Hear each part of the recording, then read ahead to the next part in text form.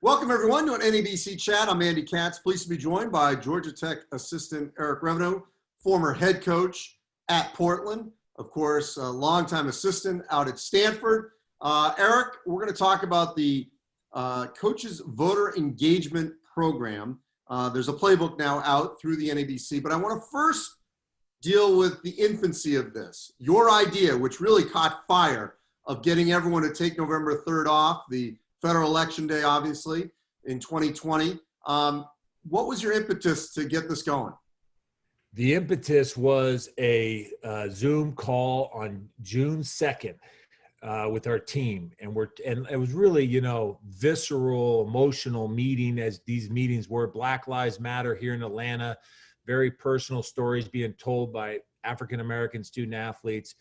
And Malachi Rice spoke up, a senior on our team. He talked about how he understands the protesting, but what bothers him and what he doesn't get is why people with this level of emotion and passion for our society don't engage and vote.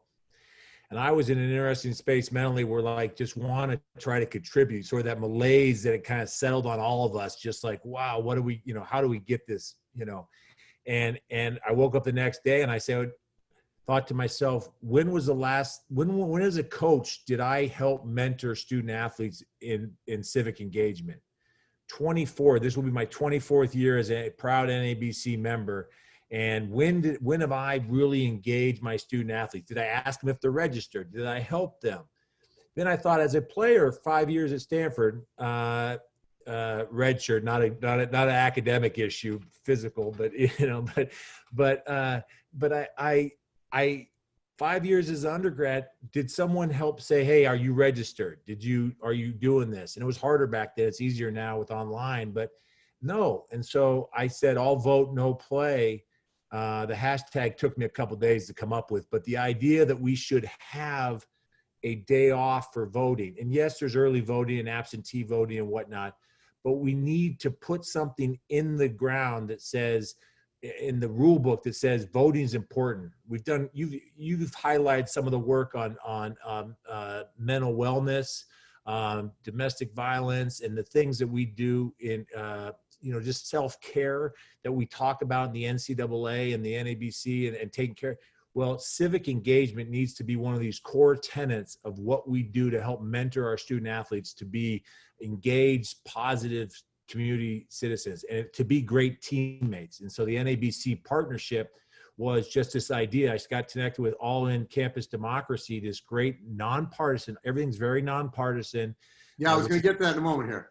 Yeah, which is a key tenet. It's like, that's democracy with a small d, not democratic as in the party.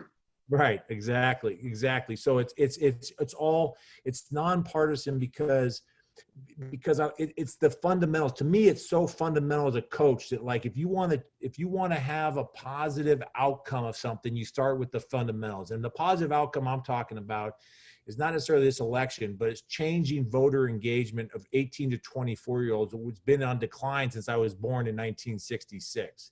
We can make a difference. And I believe in our kids, and we just got to get them engaged and involved. Yeah. So to that point, and look, there's going to be disagreements on various political parties, especially in this polarizing time, of 2020. But I want this to be clear from you that this is not about voter registration for the Democratic Party or the Republican Party. This is about registering to vote at all levels, not just for the presidential election, because we're seeing how much, at local level, whether it's, your mayor, your congressman, your governor, your lieutenant governor, and in some cases, there's certainly areas where judges are on ballots and sheriffs are on ballots. All these things matter. Yeah, 100%. And these conversations need to happen. I voted in a primary for a sheriff on Tuesday, and I had to look up, and this is not something I did before. I stand here or sit here as a guy who, guys like me are probably a lot of the problem. And I want to help mentor, guys, the conversation has become so polarized, and we've got to get back to in respecting and honoring our right and responsibility to be a great teammate and engage and vote. And that's all we're talking about. It's not we're really just trying to say, hey, do you want to register to vote? Sure. Okay. Well, what do you know how? Here's how you do it, and here's what you do. Now you're a student at a different state. Okay, your options are these. Here's how you do it. The number one people don't vote is because they don't understand the process. Something gets difficult and they just lose track. And it's not just the registration with the way it's become so easy online, relatively easy, is step one. But then college voting has a big drop off. You've got to then have a voting plan, which is not how, like you said, how you vote, but it's not what you vote, but it's how you vote. Is it absentee? Is it early? Is it, in person? And working through that. And there's, and everything, and I'm on different groups talking about this stuff, and everything really is trying to ground ourselves in nonpartisanship. There's an organization called Ballotpedia.org that has a statement on neutrality and the power and importance of neutrality in this work. And it's just been inspired. That's really the fundamental thing, because that's the basics, it's like you can do it's the basics of the game. It's the basics of our democracy. It's what we're about. And I think that's why I'm proud of what the NABC has done and taken it and run with it, because it just resonates with everybody. It's not a polarizing conversation. It's like, hey, let's get back to what this country was founded on, of voting. It's interesting, and I know you shared some of this information with me, that a lot of college students, every state is different. Some states, you have to live there a year. Some it's just 30 days. And so college students who play in one state but live in another could potentially have a choice. You can only vote once, but potentially have a choice of, okay, think about it. Where would my vote matter more? And maybe what is easier to me?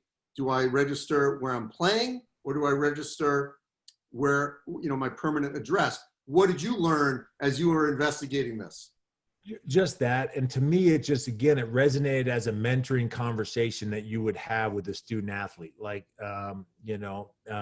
Moses Wright is, and I won't tell you what he decided but Moses Wright's a senior on our team, and trying to say, well, do you want to register and vote in North Carolina, your home state, or you've lived in Atlanta now for school for 4 years? Where the conversation I had was, where do you feel like you'd like your vote to count the most? Where is it impactful? And you can look into it and see which state your vote might matter more, and you can be thoughtful about that. And then as a student, you do have just you have the opportunity to just sort of say, okay, this is easier. My driver's license has this address on it. This is going to be easier.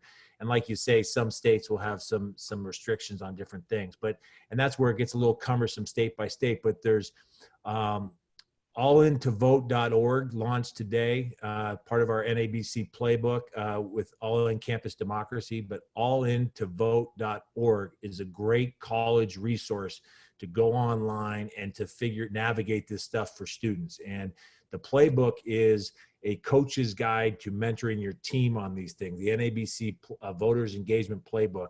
And it uses the allintovote.org tool and directs them there because it's easy resources. So we just kind of point them that way and mentor them. Last thing, Eric, we've seen all sports buy into this, not wanting to have competition or even practice on that day, because it's not just about voting. It's about being engaged and tracking what happens during the course of the day. Or hypothetically, if a particular student athlete wants to, volunteer on that day for a particular candidate or cause, they should be encouraged to do so. So you got buy-in from everyone. How surprised were you that everyone was all in regardless of sport? I was pleased and surprised a little bit. I felt like I found something on the ground that someone else might have found if I didn't stumble upon it first and put it out there, but I did. And it really excited my son, who's 15, he says, wait, no one thought of this before, and so I was, that was the proud dad mode. He's like, no one thought of this before. It's such but it's a simple, clean idea. And you're 100% correct that taking the day off is really just scheduling the game day, but it's the programming that you build around it. So you take, and right now it's at Division I SAC, the Student Athlete Advisory Committee is proposing as legislation to make it a Division I NCAA rule And I understand that NCAA has so much they're dealing with now.